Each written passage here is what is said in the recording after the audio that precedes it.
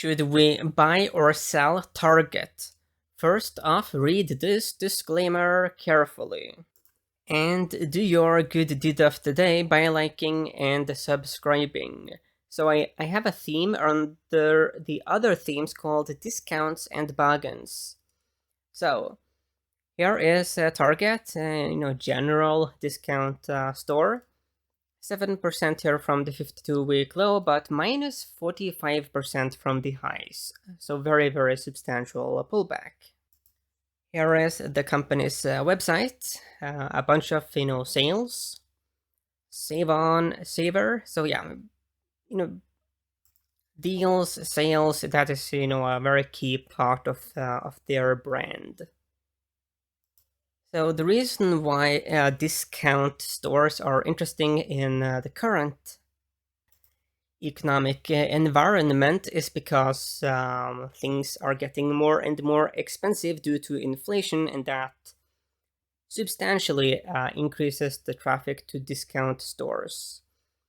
So yeah, here is Target, big picture weekly data points, and the red 200-week moving average was very important back here in 2000s, important in 2006 here, and it can become a solid resistance level as well.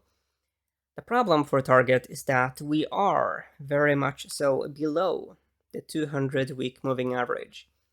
It was support here, but what was support has now become resistance. So it is a moving average where the bears now add to their short positions or create new shorts.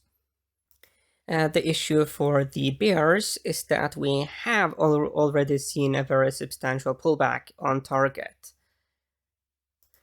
So those who shorted, the purple 20-week resistance up here, they have, decent profits. While those who shorted, the 200-week moving average, they have some gains, but not anything substantial. So let's look at the daily data points. So looking here, it becomes a bit spooky from a short seller perspective, because when you look here at the purple 20-day moving average, so think about the psychology now of moving averages. So the purple 20-week, very important on the weeklies. On the 20-day moving average here, it was very shortable. It was also very, buyable back here. The problem is that the bulls, they have been able to successfully break out above it. So what was resistance has now become support. Further, if we draw that in, we can see this looks a bit rounding bottom-ish. That is also not a technical pattern you want to see as a bear. Another thing, when the bears look at RSI, we are bouncing from a level that has created some significant rallies in the past. Also the PPOs, this is a dangerous level for a bear. If we look at the previous time where we had this precise RSI level, that was during this sell-off here. And this was not a good time to enter new bearish positions. When we look here at the daily data points, we have seen a very substantial strengthening here of the MACD. Some spooky action here on accumulation distribution. Spookish if you are a bear.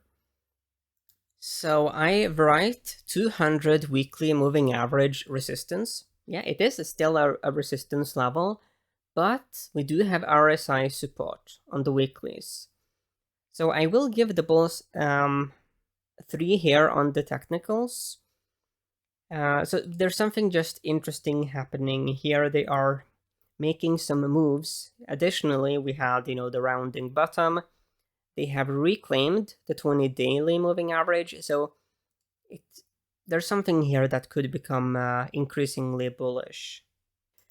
When we look here at the seasonality to the right, we usually see a little bit more strength in July, but then we see some weakness heading into the 8th of August. But that is when Target comes back with a vengeance. Looking to the left, July closes higher 80% of the time. August 75% of the time, over the last 5 years. Over the last 10 years, July, the current month, most relevant for us, goes up 90% of the time, with an average 4.5% gain. And over the last 20 years, big picture, July and August are the strongest months. So I give the bulls a 6 here on seasonality. This is very strong seasonality. This is not the kind of seasonality you want to see if you are a bear. And the flip side of that is that it is good for bulls, of course. Let's look at the fundamentals. So Sachs has a 5 strong sell on target. But, big but, we have a B value score. We have a C growth and A momentum. So the style scores are very good. Industry rank bottom 29% retail discount stores. But, there are reasons to think that discount stores could see increased traffic. I mean, I would be very surprised if that did not happen given the rate of inflation. And the thing is that a lot of purchases people make are very discretionary, meaning people buy quality brands, but when you have less money, then you are willing to settle for the okay brands. So market cap 68 billion, 2.45% yield, so some decent yield here as well. Looking at insider activity, well, the latest move is a sell. So the insiders, they have been selling, systematically, which is not, good. Let's look at the consensus estimates, like that, and there are 29 analysts covering target. Average price target is 22% above us. Highest is 57-ish% above. The biggest pessimist sees a 1% upside price target. So yeah, I give the fundamentals here 5 bulls. Let's look at relative performance. So weekly data points, big picture, we have 95% positive correlation with the S&P 500, 83% with the Consumer Staples ETF, XLP, 95% with the Consumer Discretionary ETF, the XLI. Then we have 95% positive with the Retail ETF, XRT. Short term, 81% with S&P 500, 69% with XLP, 82% with XLI, and 81% here with XRT. So we have a slightly stronger correlation with the XLI. So what happens with the XLI is very likely going to affect targets. So here is the XLI, weekly data points, and in this case, we have reclaimed the 200-week moving average, which we lost temporarily. So there is something a bit constructive happening here. Looking at the daily data points, we do see that rounding-ish formation. So lows are being formed here, well, at least potentially. The green 50-day moving average is very likely going to offer some resistance, but the bulls are being very tactical about how they move about now. So we do also have some smaller time cycles that have developed.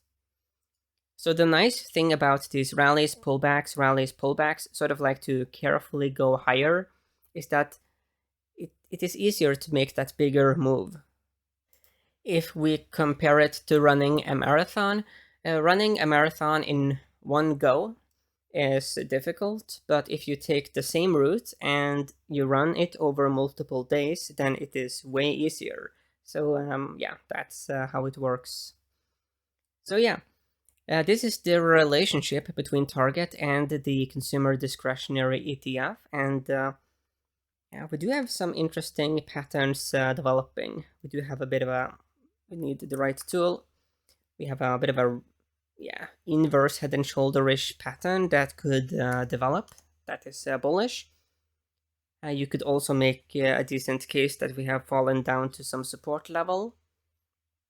Also on RSI, quite a few times this RSI level has marked lows in this specific pair.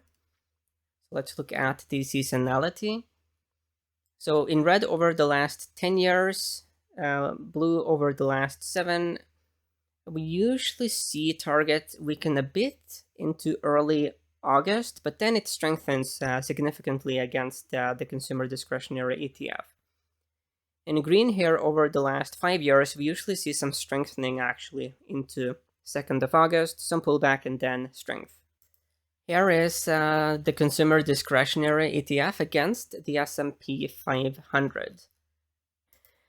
We do have some kind of time cycles here, not like squeaky clean, but something here. So it could be, given this time cycle trend, that there is a more substantial rising phase around the corner. So yeah, interesting. Also looking at RSI, we are emerging and bouncing from a level that has triggered some significant strengthening from the consumer discretionaries in the past. So let's look at the seasonality. Yes. The seasonality is simply just bearish, heading into 14th of October. So I give the bulls a 3 here on relative performance. So we do end up with a healthy 4.3 in favor of the bulls. But there's a but. We do still have that 200 weekly moving average resistance level to contend with. The problems for the bears that shorted that resistance level is that we have already seen a very substantial pullback. Actually, we have fallen back to RSI support on the weeklies. So I do understand what the bears have done, but it's not really...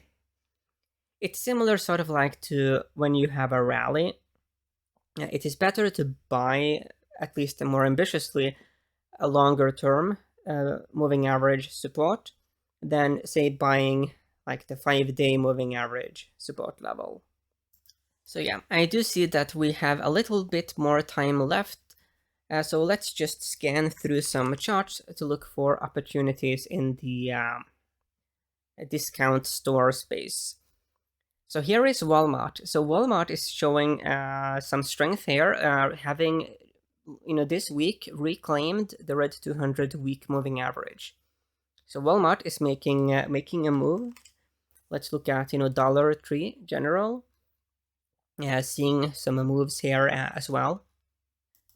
Here is Shopify. This is a very easy way for people to make their own e-commerce stores.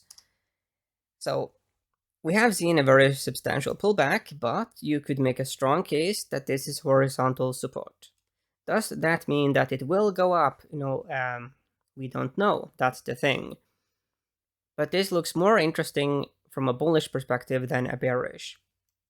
This looks pretty interesting from a more bearish perspective. This, could the bears make more money here? It is possible, of course.